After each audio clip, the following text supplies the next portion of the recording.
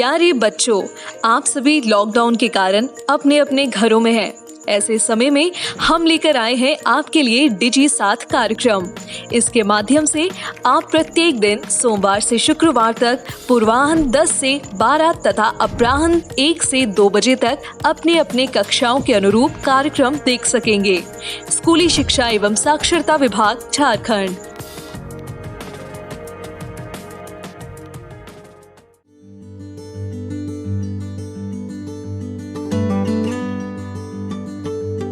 जोहार, JCERT की digital शाला में आपका स्वागत है। आज के सत्र में हम कक्षा 8 के विज्ञान विषय के पाठ किशोरावस्था की ओर के बारे में जानेंगे। नमस्ते।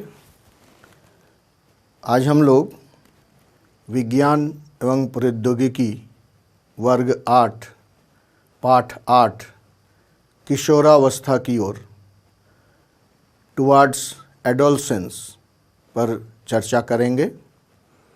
इनमें जो बात है उसको सीखेंगे, समझने का कोशिश करेंगे।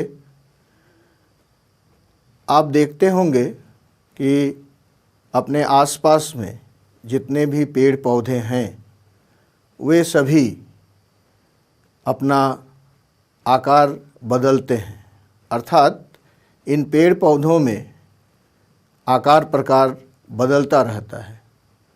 बीज से अंकुरित हो करके एक पौधा और फिर पेड़ बन जाता है, फल फूल लगते हैं। इसी तरह से मनुष्य में भी कुछ परिवर्तन या बदलाव आते हैं। आप याद करिए कि आपके बचपन का, आप जब छोटे थे उस समय जो आपके शर्ट, पैंट, जूते, चप्पल इत्यादि हैं, वो क्या अभी आपके शरीर में आएगा? नहीं आएगा। ऐसा क्यों? ऐसा इसलिए कि हमारे शरीर में वृद्धि हुई, विकास हुआ और हम उसके पहले के अनुरूप अब नहीं हैं, अब बड़े हो गए हैं। इस बात को और अच्छी तरह देखने के लिए, समझने के लिए आप अपने छोटे भाई बहन को देख सकते हैं। उनके हाथ पैर कितने छोटे हैं और उससे कितने बड़े हैं आपके हाथ पैर। ये होते कैसे हैं? क्यों ऐसा होता है ये परिवर्तन? इन्हीं सभी बातों को इस पाठ में हम लोग अध्ययन करेंगे। हम लोग देखते हैं शारीरिक परिवर्तन तो होता ही है, इसके साथ साथ मानसिक और सामाजिक परिवर्तन भी होता है।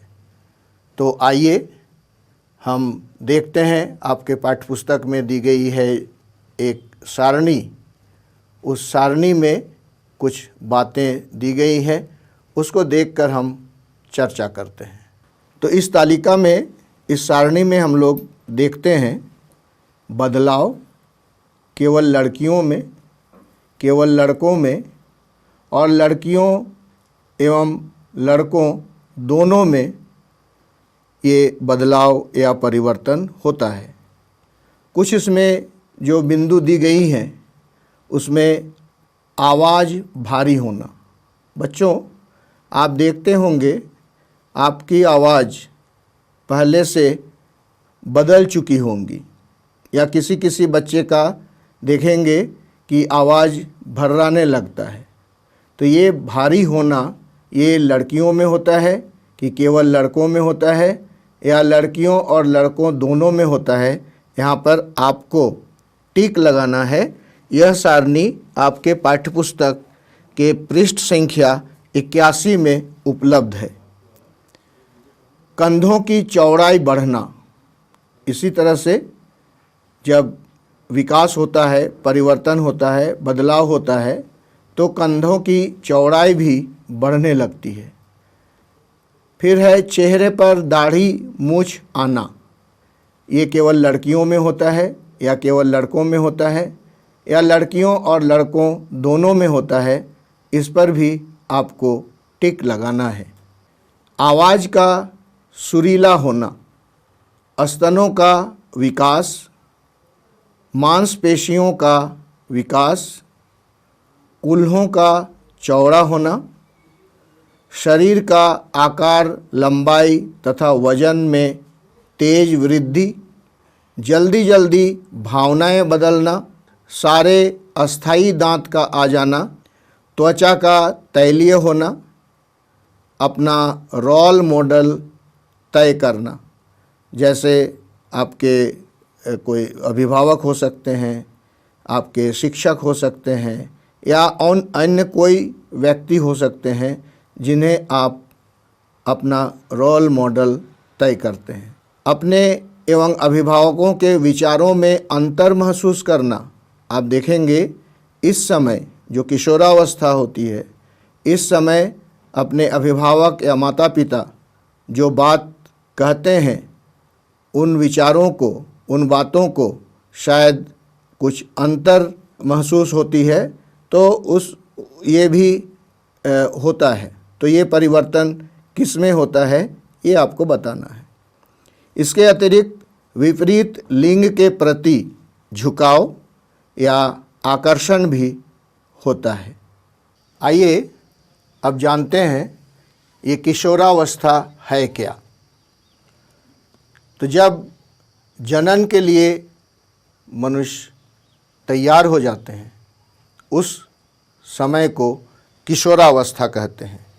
जीवन काल की वह अवधि जब शरीर में ऐसे परिवर्तन होते हैं जिनके परिणाम स्वरूप जनन परिपक्वता आती है, किशोरावस्था या एडोलसेंस कहते हैं। इसके बाद आता है यौवनारंभ। ये किशोरावस्था का शुरुआत, इसके बाद आता है किशोरावस्था। किशोरावस्था में जनन परिपक्वता भी हो जाती है और यह 10 से 11 वर्ष से लेकर के 18 से 19 वर्ष तक यह चलता है। अर्थात 10-11 वर्ष से लेकर के 18-19 वर्ष तक किशोरावस्था होती है। इस अवस्था में जैसा कि पहले ही बताया गया कि ये जनन परिपक्वता का समय है। इस समय परिपक्व हो जाते हैं जनन के लिए। इसके बाद जो हमारे जीवन की जो एक एक चरण है, उसमें 0 से लेकर के 5 वर्ष तक की अवस्था को शैशवावस्था कहते हैं। 6 से 10 वर्ष की अवस्था को बाल्यावस्था कहते हैं। 11 से लेकर के 19 तक किशोरावस्था कहते हैं और फिर 19 के बाद युवावस्था आती है और उसके बाद अंत में प्रौढ़ावस्था आती है। इस तरह से ये किशोरावस्था में 11 से 19 तक आता है, इसको टीन कहा जाता है। और इस वर्ग के जो बच्चे हैं उन्हें टीन एजर्स कहा जाता है। Tin agers. इसीलिए आप देखेंगे इंग्लिश में 13, 14, 15 इसी तरह से 19 तक जाता है, अर्थात यही समय टीन एजर्स का होता है। आइए अब जानते हैं कि यौवनारंभ में होने वाले परिवर्तन क्या क्या हैं।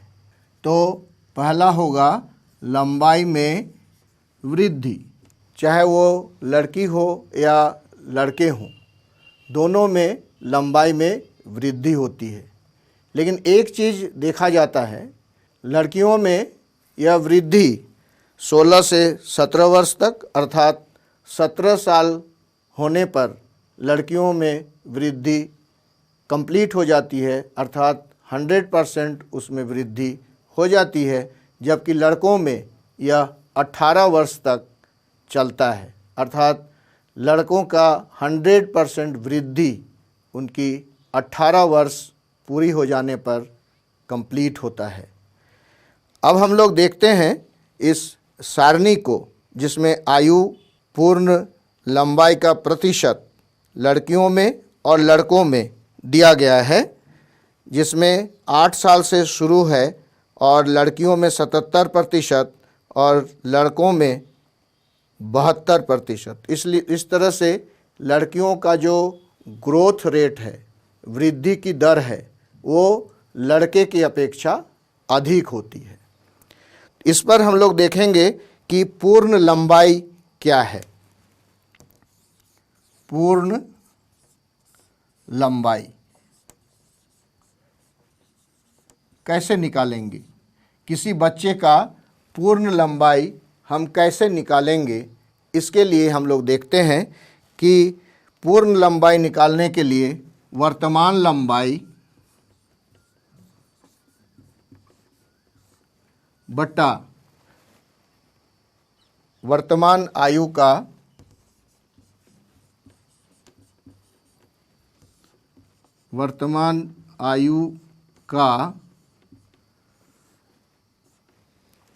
प्रतिशत वृद्धि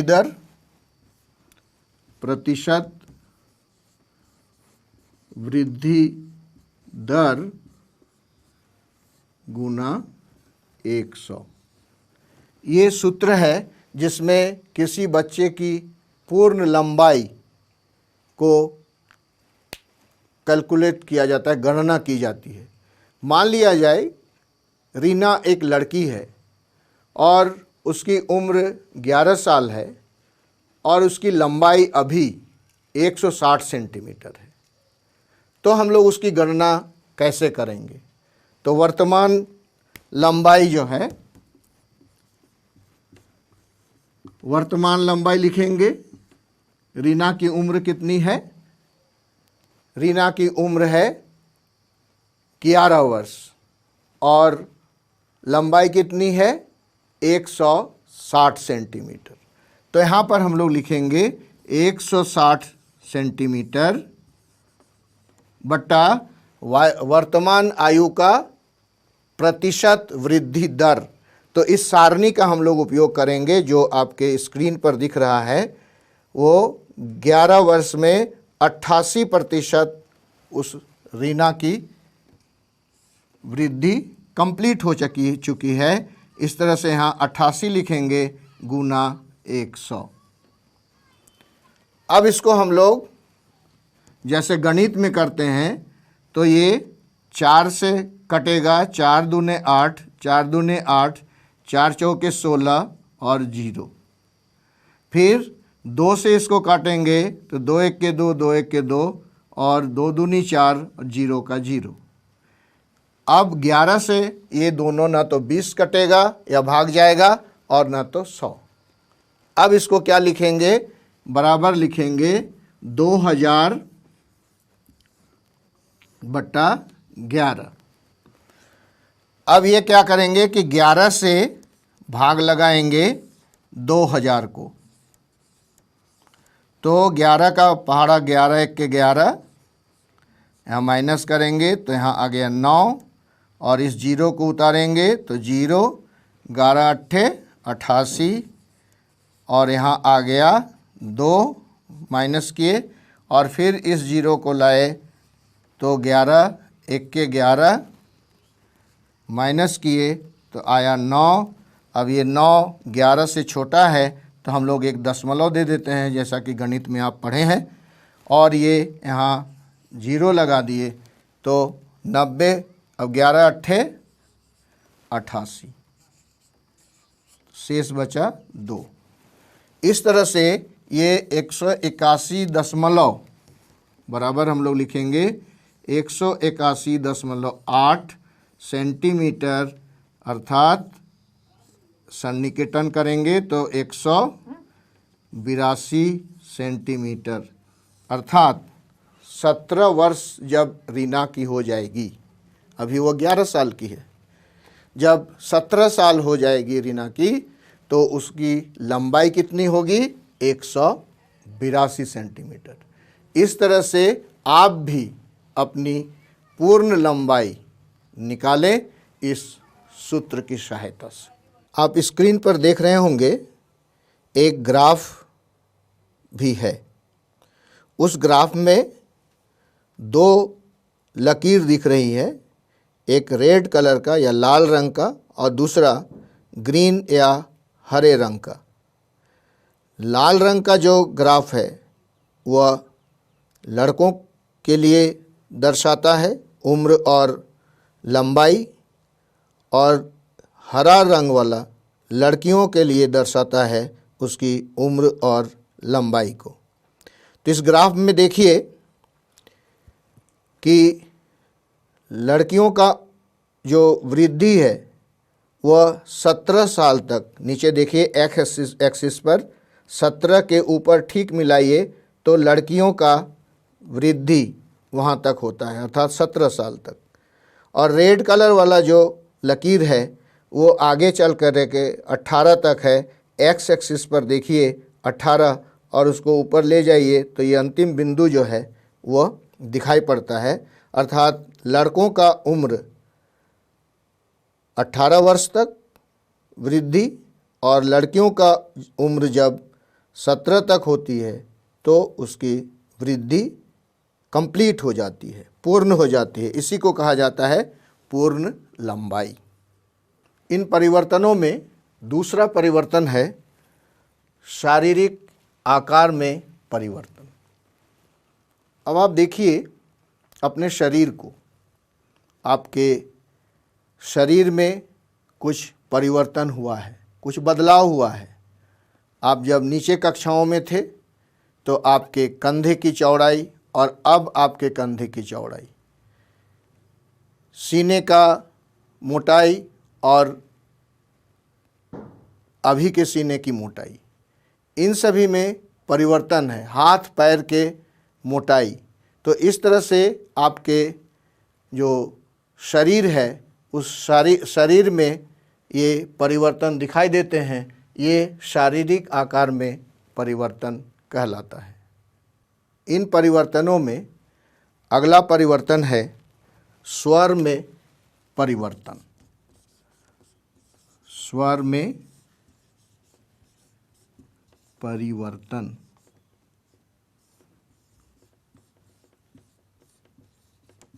आप देखेंगे कि स्वर में भी अब परिवर्तन होने लग रहा है। आवाज़ कुछ भारी भारी सा हो रहा है। क्या लड़के और लड़कियों दोनों में ये होता है? खास करके ये लड़कों में देखा जाता है कि आवाज़ का भारीपन। वास्तव में जो हमारा स्वर यंत्र है उसमें वृद्धि के कारण ये परिवर्तन आता है। इसमें देखेंगे आप गले में एक, जैसे चित्र में आप देखिए, कंठमणि या एडम्स एप्पल इसको कहा जाता है, वह उभर करके आता है इस दौरान। और स्वर यंत्र जो है बड़ा हो जाता है, इसलिए लड़कों की आवाज़ मोटी हो जाती है, भारी हो जाता है, लेकिन लड़कियों की आवाज़ सुरीली होती है। इसे अगर देखेंगे हम तो आप जो पत्तियों से बाजा बनाते हैं, फूंकते हैं, तो उसमें देखिएगा लंबा अगर है वो पत्ती का गोल करके मोड़ करके हम लोग करते हैं तो उसमें आवाज़ में भारीपन रहता है, और उसको जैसे जैसे काटेंगे, छोटा करेंगे, आवाज़ सुरीली हो जाती है। अर्थात लड़कियों का जो स्वर यंत्र है वो छोटी होती है और लड़कों का स्वर यंत्र किशोरावस्था में बड़ी हो जाती है, जिसके कारण उसके आवाज़ में भारीपन हो जाता है, भरभरा जाता है। आप ऐसा सुने होंगे अपनी कक्षाओं में भी। अगले परिवर्तन में हम लोग देखते हैं स्वेद तथा तैल ग्रंथियों की क्रियाशीलता में वृद्धि। इस अवस्था में स्वेद ग्रंथि और तैल ग्रंथि दोनों क्रियाशील हो जाते हैं। इसलिए आप देखेंगे दिन में आप अपने चेहरे पर साबुन लगा करके भी अगर चलते होंगे तो शाम तक में या दोपहर तक में आपके चेहरे पर तैल जैसा पदार्थ जमा हो जाता है। इसका कारण यह है कि तैल ग्रंथियों से तेल निकलने लगता है और इस अवस्था में चेहरे पर मुहासे और फुंसियाँ भी निकलती हैं। ये किशोरावस्था का लक्षण है। ये जो ग्रंथियां हैं इनमें से कुछ हार्मोन्स निकलते हैं। इन ग्रंथियों को नलिका विहीन ग्रंथियां भी कही जाती हैं। इन नलिका विहीन ग्रंथियां हार्मोन निकालते हैं और ये हार्मोन को रक्त प्रवाह में डाल देते हैं और जहाँ जहाँ ज़रूरत होता है, जिस जगह पर इसकी आवश्यकता होती है, उन जगहों पर यह जा कर के उन ग्रंथियों को उत्तेजित करते हैं और स्वेद या पसीना और तैल ग्रंथि, तैल यानी तेल या वेल, ये हमारे चेहरे पर या शरीर पर निकलते हैं। यह जैसा कि कहने से ही पता चलता है, ये ग्रंथियाँ चर्म या त्वचा पर पाई जाती हैं। यह अवस्था किशोरावस्था, यह बहुत ही एक महत्वपूर्ण अवस्था है मनुष्य के जीवन काल का। इस उम्र में जनन अंगों में परिपक्वता भी आती है और नर में शुक्राणु पैदा होते हैं जो कि वृषण से पैदा होते हैं, अर्थात वृषण में शुक्राणु उत्पन्न होते हैं और मादा में अंडाशय में अंडाणु उत्पन्न होते हैं, उसका निर्मोचन होता है।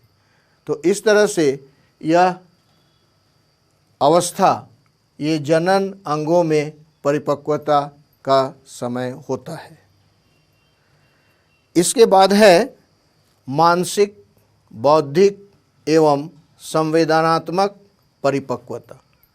अब पहले भी हम लोग जैसे चर्चा किए कि इस अवस्था में मानसिक अर्थात मन में सोचने का, विचार करने की कुछ तरीका, तौर तरीका बदलने लगता है। जैसा कि पहले हम लोग बताएं कि अभिभावकों के, माता पिता के विचारों से अलग विचार बन जाता है। कोई भी आप उदाहरण अपने लाइफ में भी, अपने जीवन में भी मिलान करके देखिए तो ऐसा मिलेगा। बौद्धिक परिपक्वता जो है इस उम्र में, इससे पहले जब बाल्यावस्था था तो हम लोगों को समझ में नहीं आती थी बहुत सारी बातें, लेकिन अब किशोरावस्था के आने के साथ साथ हमारी बौद्धिक क्षमता भी बढ़ जाती है और इस अवस्था में सीखने की गति, समझने की गति, विचारों को रखने की गति, चर्चा करने का दक्षता, ये सारी चीज़ें वृद्धि हो जाती है। अर्थात इस अवस्था में बौद्धिक संवेदना जो है वह अधिक से अधिकतम होता है। इसके बाद है संवेदनात्मक परिपक्वता। इस उम्र में बहुत सारी जो भावनात्मक वैल्यूज़ हैं, मूल्य हैं, दया, क्षमा, क्रोध, ये सभी जितने भी हैं, इन सभी बातों का परिपक्वता इसी अवस्था में आती है। इस अवस्था में जो परिवर्तन है उसी के अंतर्गत गौण लैंगिक लक्षण भी है। ये गौण लैंगिक लक्षण है क्या?